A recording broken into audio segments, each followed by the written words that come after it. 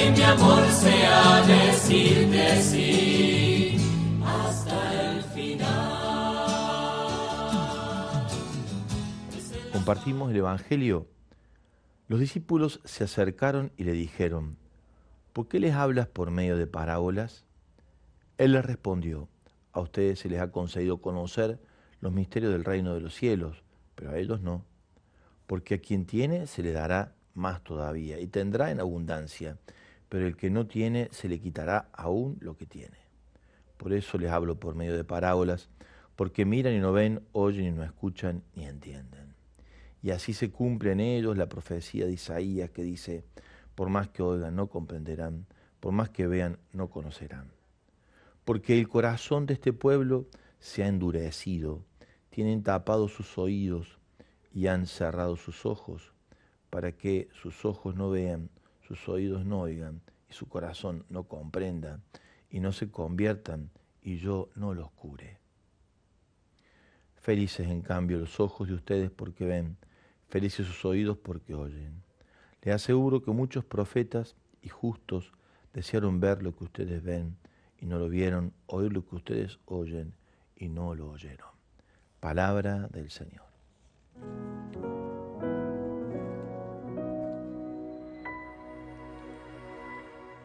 El Evangelio, lo decíamos al comienzo, habla de la incapacidad interior nuestra tantas veces para comprender el mensaje con el que Jesús viene a nuestro encuentro para darnos a conocer y revelarnos el misterio del reino, que es su anuncio.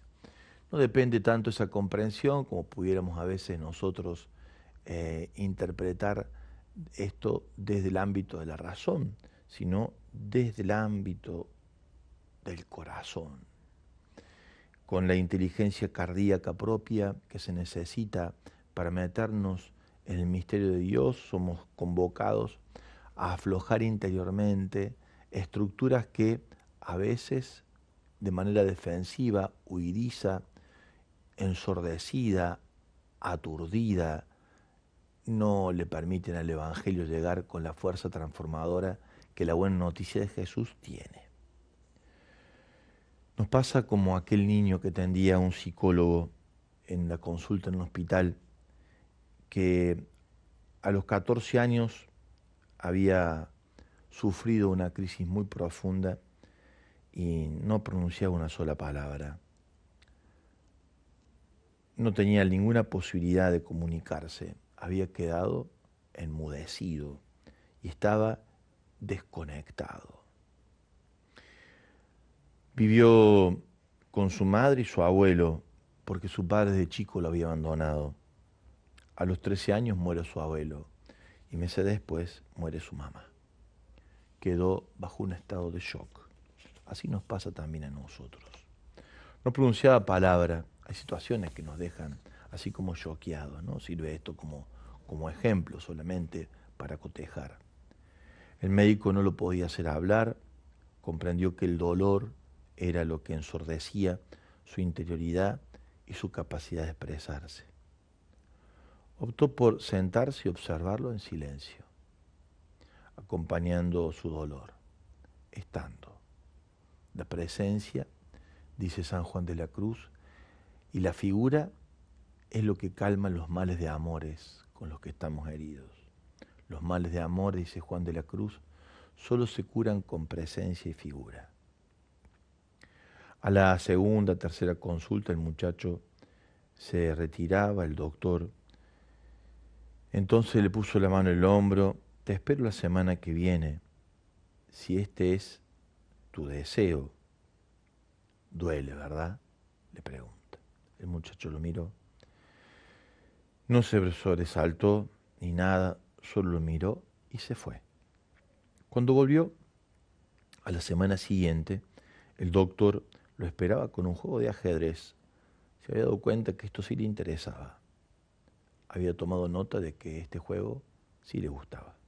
Así pasaron varios meses sin hablar. Pero él notaba que David ya no tenía nervios, se había desaparecido su palidez. Estaba como más conectado, aunque todavía no pronunciaba palabra. Y un día, mientras el doctor se distrajo mirando para otro lado y la jugada le tocaba a él, David pronunció la primera palabra. Le toca, le dijo. Ese día comenzó a hablar. Hizo amigos en la escuela, ingresó a un equipo de ciclismo, comenzó una vida nueva, comenzó su vida. Posiblemente el médico le enseñó algo, pero también aprendió mucho de él. Aprendió que el tiempo hace posible lo que parece dolorosamente insoportable.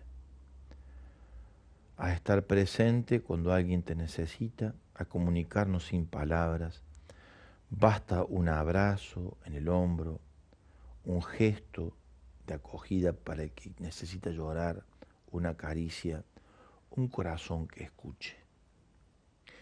Nuestras cerrazones interiores, nuestras incapacidades de escucha, nuestras durezas de corazón, tienen mucho que ver con estas heridas hondas y profundas con las que nos cuesta conectarnos, porque nos parece que ingresamos a un abismo donde no hay piso, donde hay solo oscuridad y tenemos la sensación de que nadie allí habita, sino solamente el deseo de que pase pronto o salgamos pronto de aquel lugar para llenarnos de cosas que tapen ese agujero interior.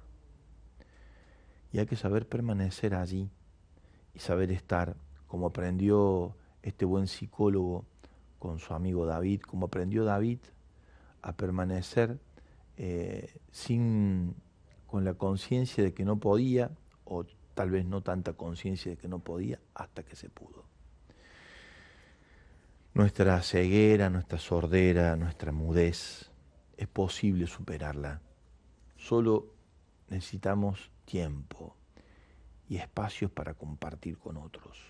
El diálogo sigue siendo la forma de encontrar los caminos a recorrer a la hora de querer superar los conflictos que nos atraviesan y que son comunes al ámbito donde se desarrolla nuestra vida.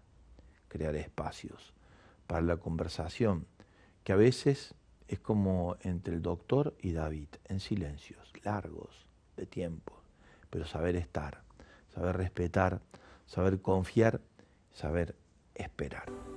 Un camino de escucha interior donde el Señor nos invita a encontrarnos con lugares de silencio profundo, sin temores, sin temores.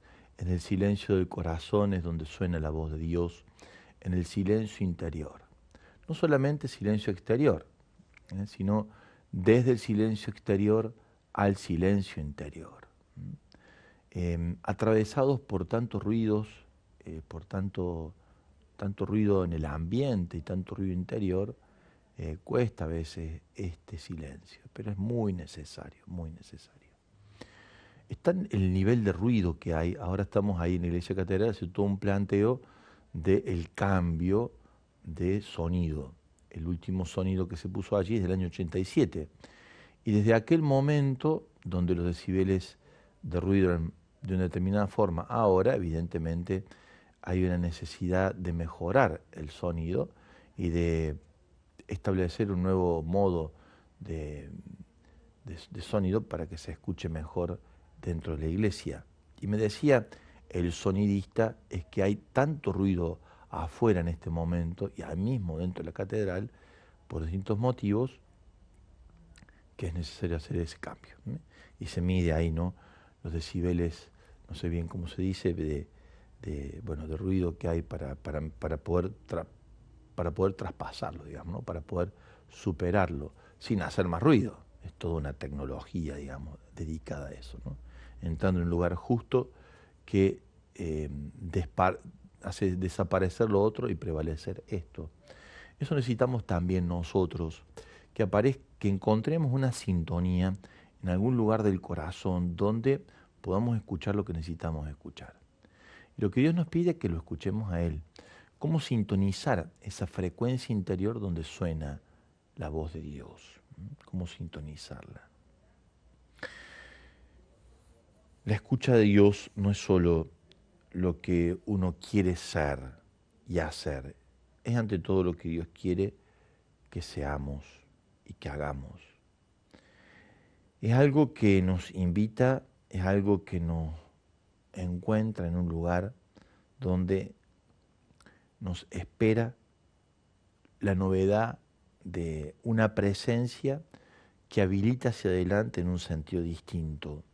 Y allí hay que ir con prudencia, con serenidad y con confianza, porque se abre en el interior una claridad a la que no estamos acostumbrados, una serenidad a la que no estamos acostumbrados, una confianza a la que no estamos acostumbrados, y hasta habituarnos a estos nuevos espacios de la interioridad lleva un tiempo. Por eso hay que insistir sobre esta búsqueda.